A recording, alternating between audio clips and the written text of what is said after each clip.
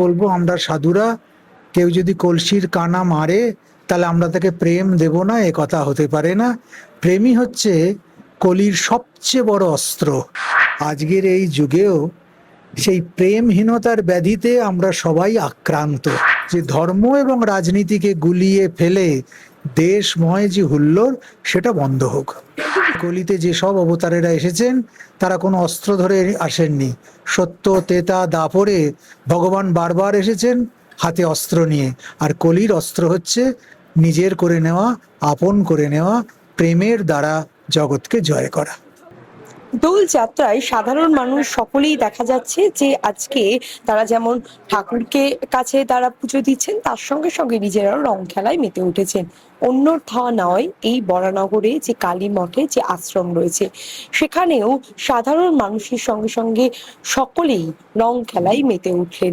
এবং এখানে সমস্ত যারা সাধু সন্ন্যাসীরা রয়েছেন তারাও আজকে রং খেলায় মেতে উঠলেন।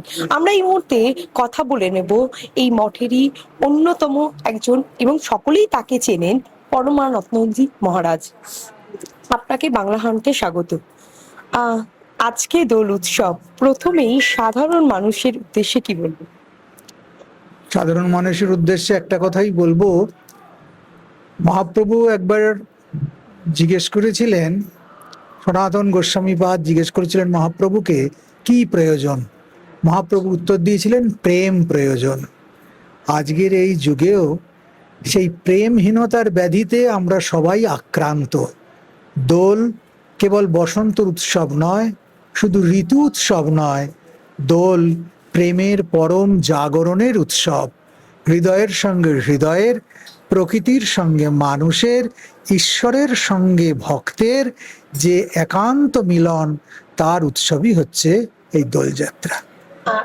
এটা আপনি বললেন যে এই দোলযাত্রা একদম মানুষের সঙ্গে ঈশ্বরের একটা মিলন, প্রকৃতির প্রেম, কিন্তু এখন যদি বর্তমানে দেখা যায় সেটা কোথাও গিয়ে কি রাজনীতিতে পরিণত হয়েছে?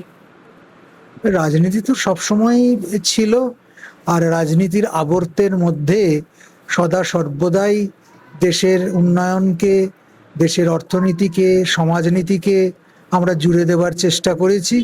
এই যুগটাও তার ব্যতিক্রম নয়। বর্তমানে যদি আমরা দেখি যে সামনেই আসছে বিধানসভা নির্বাচন, এবং বর্তমান আমাদের এই রাজ্যেরও যদি যে পরিস্থিতি, সেই পরিস্থিতি থেকে কি বলবেন? কারণ আমরা কিছুদিন আগে বাংলাদেশেরও যে পরিস্থিতি দেখেছিলাম, আপনি বহুবার প্রতিবাদে নেমেছিলেন, নিজে রাস্তায় নেমেছিলেন।